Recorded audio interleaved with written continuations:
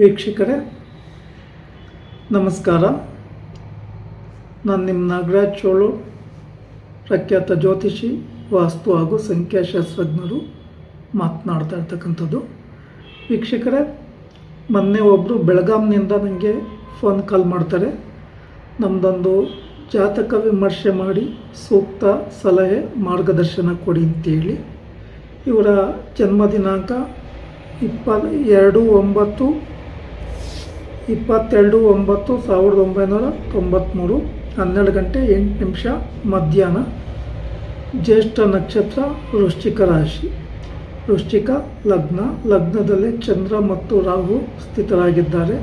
ಶನಿ ಭಗವಾನರು ಕುಂಭ ರಾಶಿಯಲ್ಲಿ ಸ್ಥಿತರಾಗಿದ್ದಾರೆ.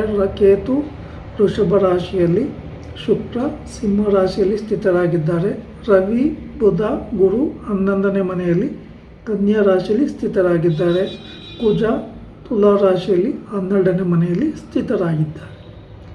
ಈ ಜಾತಕರು ನಮಗೆ ಗೌರ್ಮೆಂಟ್ ಉದ್ಯೋಗ ಸಿಗುತ್ತಾ ಅಂತೇಳಿ ಕೇಳ್ತಾರೆ.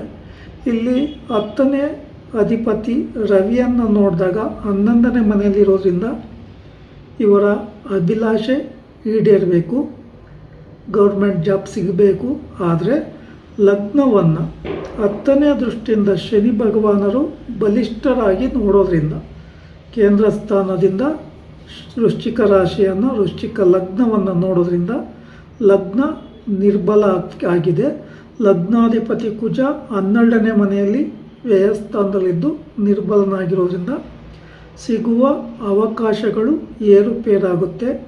10ನೇ ಮನೆಯನ್ನು ಶನಿ ಭಗವಾನರು ಬಲಿಷ್ಠವಾಗಿ ನೋಡೋದ್ರಿಂದ ಉದ್ಯೋಗ ಸ್ಥಾನವಾದಂಥ 10ನೇ ಮನೆಯು ನಿರ್ಬಲವಾಗೋದ್ರಿಂದ ಇವ್ರಿಗೆ ಗೌರ್ಮೆಂಟ್ ಜಾಬ್ಗೆ ಪ್ರಯತ್ನ ಪಟ್ಟರೆ ಸಿಗೋದು ಕಷ್ಟ ಸಾಧ್ಯ. ಇನ್ನು ವಿವಾಹಕ್ಕೆ ಸಂಬಂಧಪಟ್ಟ ಸಮಸ್ಯೆಯ ಬಗ್ಗೆ ಕೇಳಿದ್ದಾರೆ. ಸರ್, ನಾನು ಎಷ್ಟೇ ಪ್ರಯತ್ನ ಪಟ್ಟರೂ ವಿವಾಹ ಆಗ್ತಾಯಿಲ್ಲ, ಸಲಹೆ ಕೊಡಿ ಅಂತೇಳಿ. ಇಲ್ಲಿ ಲಗ್ನದಲ್ಲಿ ರಾಹು, ಸಪ್ತಮದಲ್ಲಿ ಕೇತು ಇದ್ದಾಗ ನಾಗದೋಷದ ಪ್ರಭಾವದಿಂದ ವಿವಾಹ ಕಾರ್ಯ ನೆರವೇರಲ್ಲ.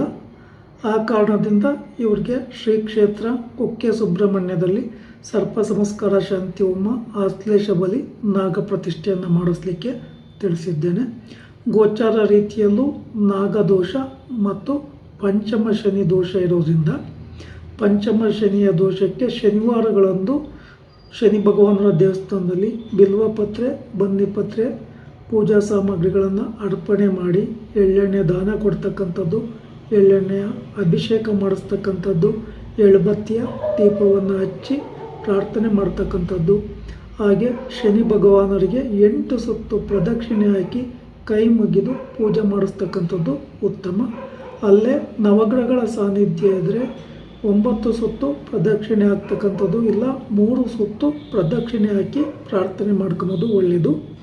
ಈ ಸಂದರ್ಭದಲ್ಲಿ ಓಂ ನಮಃ ಸೂರ್ಯಾಯ ಸೋಮಾಯ ಮಂಗಳಾಯ ಬುಧಾಯ ಚ ಗುರು ಶುಕ್ರ ಶನಿಭ್ಯಶ್ಚ ರಾಹುವೇ ಕೇತುವೆ ನಮಃ ಈ ಸ್ತೋತ್ರವನ್ನು ಜಪ ಮಾಡೋದು ಒಳ್ಳೆಯದು.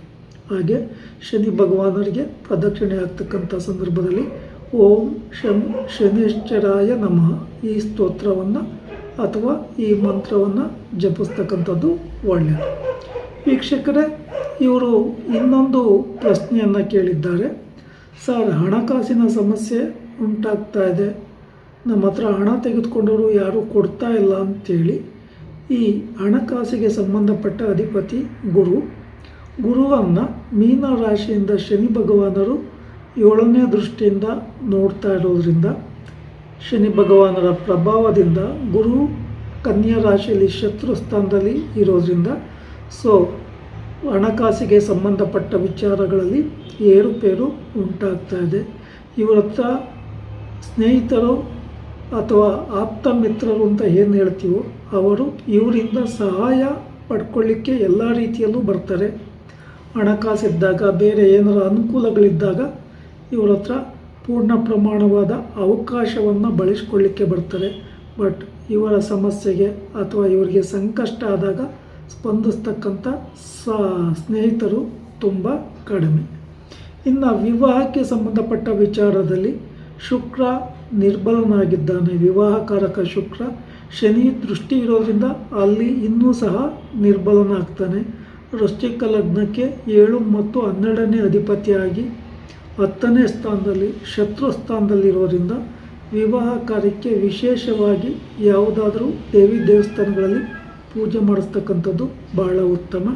ಅಥವಾ ವಿವಾಹದ ಅಡೆತಡೆಯ ನಿವಾರಣೆಗಾಗಿ ಕದಳಿ ವಿವಾಹ ಅಥವಾ ತುಳಸಿ ವಿವಾಹವನ್ನು ಮಾಡಿಸ್ತಕ್ಕಂಥದ್ದು ಬಹಳ ಒಳ್ಳೆಯದು. ಇಲ್ಲಿ ಶನಿ ಭಗವಾನರ ಪ್ರಭಾವ ಜಾತಕದಲ್ಲಿ ಪ್ರಬಲವಾಗಿ ಇರೋದ್ರಿಂದ ಈ ಜಾತಕರನ್ನು ಮೇಲೆ ಬರಲಿಕ್ಕೆ ಬಿಡ್ತಾ ಇಲ್ಲ.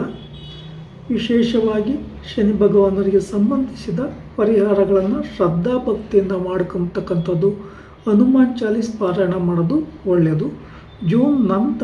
ಜೂನ್ನಿಂದ ಇವರಿಗೆ ಗುರುಬಲ ಪ್ರಾರಂಭ ಆಗೋದ್ರಿಂದ ಅಲ್ಲಿನವರೆಗೂ ಸಾಯಿಬಾಬಾ ಮಂದಿರ ಅಥವಾ ರಾಘವೇಂದ್ರ ಸ್ವಾಮಿ ದೇವಸ್ಥಾನಗಳಲ್ಲಿ ಪೂಜೆ ಕೊಟ್ಟು ಶ್ರದ್ಧಾಭಕ್ತಿಯಿಂದ ಪ್ರಾರ್ಥನೆ ಮಾಡ್ಕೊತಕ್ಕಂಥದ್ದು ಬಹಳ ಒಳ್ಳೆಯದು. ವೀಕ್ಷಕರೇ, ಈ ವಿಡಿಯೋ ಇಷ್ಟ ಆಯಿತು ಅಂದರೆ ಲೈಕ್ ಮಾಡಿ, ಶೇರ್ ಮಾಡಿ, ಫಾಲೋ ಮಾಡಿ, ಆಲ್ ಐಕಾನ್ ಒತ್ತಿ, ಬೆಲ್ ಐಕಾನ್ ಒತ್ತಿ. ನಮಸ್ಕಾರ.